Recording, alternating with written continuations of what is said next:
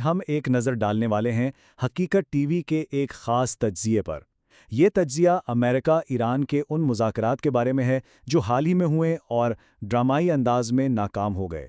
یہ کہانی امید، کچھ بہت ہی سخت شرائط اور ایک ایسے پراسرار پیغام کی ہے جس نے کہا جاتا ہے کہ سارا کھیل ہی پلٹ کر رکھ دیا۔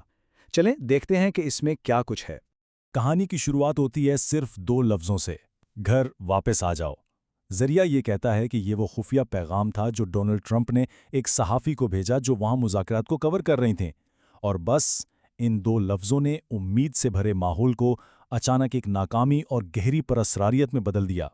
تو سوال یہ اٹھتا ہے کہ آخر اس پیغام کا مطلب تھا کیا؟ یہی سوال اس پوری کہانی کا مرکز ہے۔ ایک ایسی صورتحال جو ایک بہت بڑی کامیابی کے قریب نظر آ رہی تھی، وہ اچانک سے بکھر کیسے گئی؟ آخر اس پیغام نے مذاکرات کے خاتمے کا اشارہ کیسے دے دیا؟ اور بس یہی وہ پیغام تھا جس نے بتا دیا کہ جن مذاکرات کا سب کو شدت سے انتظار تھا وہ اب ختم ہو چکے ہیں۔ جو کچھ ایک تاریخی پیش رفت سمجھا جا رہا تھا وہ ایک ہی لمحے میں ختم ہو گیا۔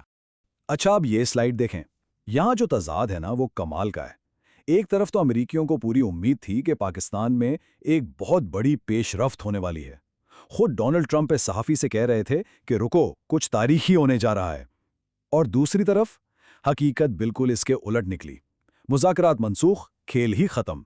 تو آخر گڑبڑ ہوئی کہاں؟ اس کی جڑ دراصل دونوں فریقوں کے بیچ جو بنیادی اختلاف تھا اس میں ہے۔ یہ کوئی چھوٹی موٹی تفصیلات پر بحث نہیں تھی، نہیں، یہ تو ایک سپر پاور کا ٹکراؤ تھا۔ ذریعے کے مطابق بات شروع کہاں سے ہوئی؟ بات یہاں سے شروع ہوئی کہ ایران کے وزیر خارجہ نے صاف صاف کہہ دیا کہ بھائی ہم نے امریکی حکام سے آمنے سامنے ملنا ہی نہیں ہے۔ اب یہ امریکہ کے لیے ایک تذلیل کے طور پر پیش کیا گیا کہ ایک سپر پاور کے نمائندوں سے کوئی ملنے سے ہی انکار کر دے۔ اور بات صرف ملاقات سے انکار پر ہی نہیں رکی۔ ایرانیوں نے ایک لفافے میں اپنی شرائط پیش کی، اور وہ شرائط ایسی تھیں جن پر کوئی بات چیت نہیں ہو سکتی تھی۔ امریکہ کو آبنائے ہرمز سے نکلنا ہوگا، اقتصادی ناکہ بندی ختم کرنی ہوگی، جو نقصانات ہوئے ہیں ان کا ازالہ کرنا ہوگا، اور اس پورے خطے سے نکل جانا ہوگا۔ اور صاف کہہ دیا کہ مستقبل میں اگر کوئی بات ہوگی بھی تو وہ صرف ان شرائط پر عمل درآمد کے لیے ہوگی اور کسی چیز کے لیے نہیں۔ اور پھر یہ بیان سامنے آیا جو ذریعے سے لیا گیا ہے۔ اس سے ایرانیوں کا باغیانہ لہجہ بالکل واضح ہو جاتا ہے۔ ہم امریکیوں کے ساتھ نہیں بیٹھیں گے۔ وہ کون ہوتے ہیں؟ پہلے انہیں ہماری شرائط ماننی ہوں گی۔ مطلب صاف تھا، وہ مذاکرات کرنے نہیں آئے تھے بلکہ اپنی شرائط منوانے آئے تھے۔ تو جب مذاکرات ناکام ہوئے تو ایران نے کیا کیا؟ انہوں نے فوراً اپنا پلان بی شروع کر دیا، ایک ایسی سفارتی تبدیلی جس کا مقصد ایک نیا اتحاد بنانا تھا اور امریکہ کو الگ تھلگ کرنا تھا۔ تو آئیے دیکھتے ہیں کہ یہ سفارتی دورہ کیسا تھا۔ سب سے پہلے پاکستان، جہاں بات چیت ناکام ہوئی، وہاں سے سیدھا مسقط عمان پہنچے تاکہ خلیجی ممالک اور آبنائے ہرمز کے اہم شراکت داروں کے ساتھ نئے تعلقات بنائیں، اور اس کے بعد وہ گئے روس تاکہ مستقبل کے کسی بھی معاہدے کے لیے نئے اور قابل بھروسہ ضامن تلاش کیے جا سکیں۔ تو مقصد کیا تھا اس سب کا؟ مقصد بالکل صاف تھا۔ ایران کی سفارتی تبدیلی کا اصل ہدف تھا روس اور عمان کو مذاکرات میں ضامن کے طور پر شامل کرنا۔ ذریعہ یہ دعویٰ کرتا ہے کہ ایران کو اب امریکی ضمانتوں پر بالکل بھروسہ نہیں رہا، اور انہیں لگتا ہے کہ صرف روس جیسی طاقتیں ہی کسی معاہدے پر عمل درآمد کو یقینی بنا سکتی ہیں۔ اب آتے ہیں امریکی اقتصادی ناکہ بندی کی طرف۔ اس ذریعے کے مطابق یہ ناکہ بندی نہ صرف ناکام ہوئی بلکہ الٹا امریکہ اور اس کے اپنے اتحادیوں کے گلے پڑ گئی۔ یہ نمبر دیکھیں 80۔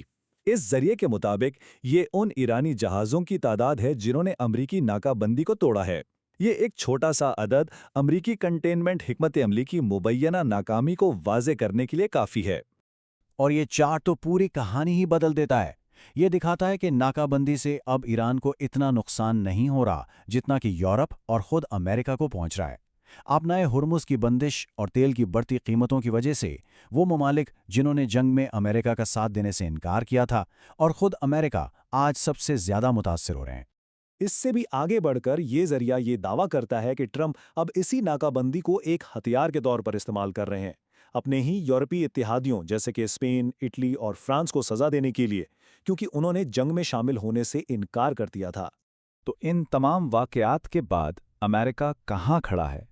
ذریعہ کہتا ہے کہ امریکہ اب ایک ایسے موڑ پر ہے جہاں اسے ایک آخری اور بہت مشکل انتخاب کرنا ہے۔ کہانی کا کلائمیکس یہی ہے۔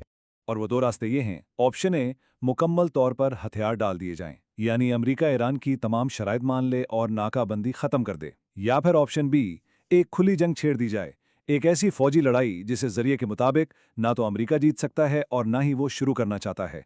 इस पूरे तजिए का निचोड़ इस एक ताकतवर जुमले में है, आज सुपर पावर का जनाजा उठ गया। ये तजलील तारीखी है।